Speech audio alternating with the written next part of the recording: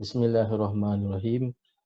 Assalamualaikum warahmatullahi wabarakatuh. Dan kita berjumpa lagi dalam siri review buku.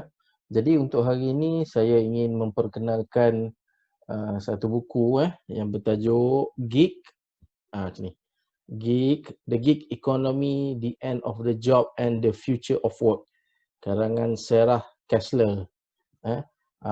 Buku ini sebenarnya adalah sebuah buku yang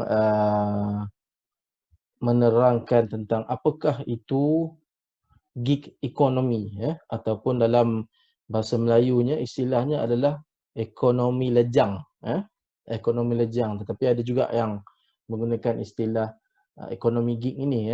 Jadi gig economy ataupun ekonomi lejang ini adalah satu fenomena yang kita dapati hari ini begitu luas, dan ia juga menjadi salah satu bentuk ekonomi yang membantu menjana ekonomi di negara kita dan juga di negara-negara yang mengamalkan ekonomi lejang ataupun gig ekonomi ini.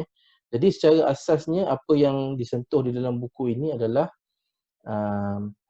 ekonomi lejang ini ataupun gig ekonomi ini adalah salah satu bentuk ekonomi yang pada asalnya diterima oleh masyarakat, kerana salah satu kebaikan gig ekonomi ini adalah ia membolehkan pekerja-pekerja bekerja dengan masa sendiri dan dengan usaha sendiri, bebas daripada senario bekerja di pejabat dan di dalam struktur berorganisasi yang konvensional. Dalam erti kata lain juga, ekonomi lejang ataupun gig ekonomi ini memboleh melahirkan lebih ramai pekerja bebas ataupun freelancers yang lazimnya menggunakan perantaraan aplikasi ataupun laman web tertentu untuk mendapatkan pekerjaan. Jadi di dalam buku ini diberikan beberapa fasa, disentuh beberapa fasa tentang gig ekonomi yang sebenarnya mengkhusus senario di Amerika Syarikat. Bagaimana pada satu peringkat gig ekonomi ini adalah sesuatu yang diterima ataupun disambut dengan begitu baik oleh masyarakat. Namun begitu, setelah proses ini mengalami perkembangan ke fasa seterusnya, didapati bahawa ekonomi lejang ataupun gig ekonomi ini juga mempunyai masalah-masalah tertentu. Sebagai contoh, apabila khidmat ataupun kualiti perkhidmatan yang diberikan oleh pekerja-pekerja bebas ini mendatangkan masalah ataupun menimbulkan rasa tidak puas hati, hatta ke tahap menimbulkan isu-isu undang-undang yang membabitkan pengguna. Jadi penyedia aplikasi ataupun penyedia perkhidmatan ini akan cuba untuk mengelak daripada dikaitkan dengan perkhidmatan yang telah dilakukan oleh pengguna-pengguna aplikasi yang mereka tawarkan. Ini adalah salah satu bentuk. Dan kemudiannya dapati juga di dalam sistem gig ekonomi ataupun ekonomi lejang ini masih lagi safety net ataupun jaringan keselamatan pekerja-pekerja ini masih lagi menjadi isu, kerana lazimnya penyedia perkhidmatan ataupun penyedia kerja melalui aplikasi ataupun laman web ini tidak menyertakan dengan jaminan keselamatan ataupun safety net kepada mereka freelancer ataupun pekerja-pekerja bebas yang menggunakan hikmat gig ekonomi ini. Dan akhirnya juga di dalam ekonomi gig ini juga pada akhirnya akan mewujudkan juga senario wujudnya kesatuan-kesatuan pekerja bebas yang menggunakan perkhidmatan tertentu yang cuba untuk membawa masalah mereka kepada syarikat penyedia perkhidmatan. Itu antara perkara yang disebutlah, ya.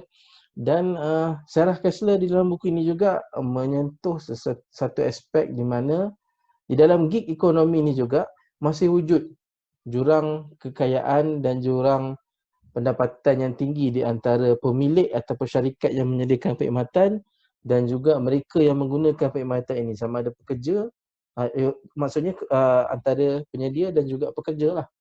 Jadi sebenarnya tidak begitu banyak berbeza daripada sistem ekonomi yang ada dalam konteks merapatkan jurang perkhidmatan. Cuma wujudnya flexibility kepada pekerja untuk bekerja mengikut masa sendiri.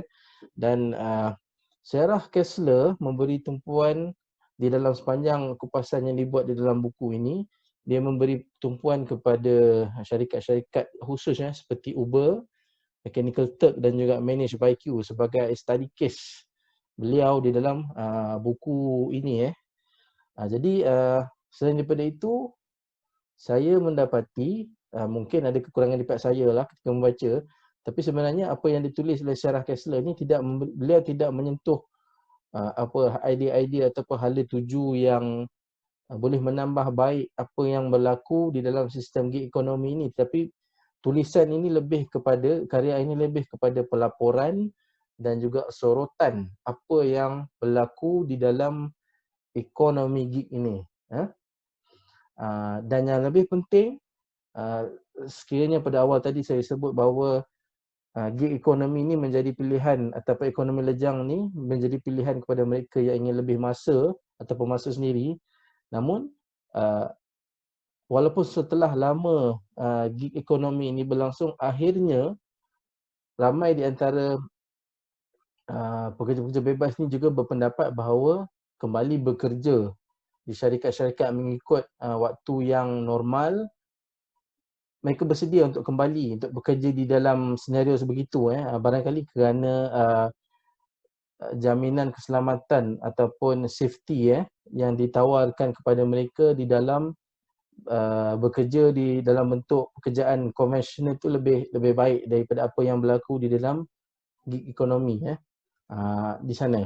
Jadi kalau kita tengok pula di dalam konteks Malaysia sebagai contoh, kerajaan kita telah mewujudkan pelbagai bentuk bantuan ataupun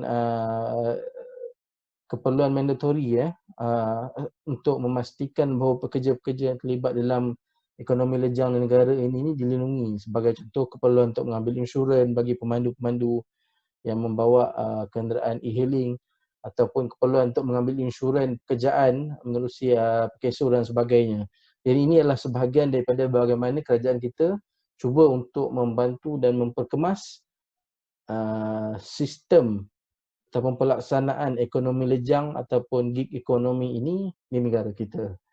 Jadi sekian saja. Jadi daripada apa yang telah saya sampaikan tadi, saya menganjurkan untuk saudara-saudari mendapatkan buku gig ekonomi ini untuk mendalami apakah isu-isu yang wujud di dalam senario ekonomi gig ataupun ekonomi lejang ataupun gig ekonomi ini, khususnya yang berlaku di Amerika Syarikat. Namun kita boleh melakukan refleksi ataupun reflect kepada apa yang sedang berlaku di negara kita. Sekian saja kupasan buku ini pada hari ini. InsyaAllah kita akan berjumpa pada sesi-sesi yang lain. Terima kasih kerana masih menonton. Assalamualaikum warahmatullahi wabarakatuh.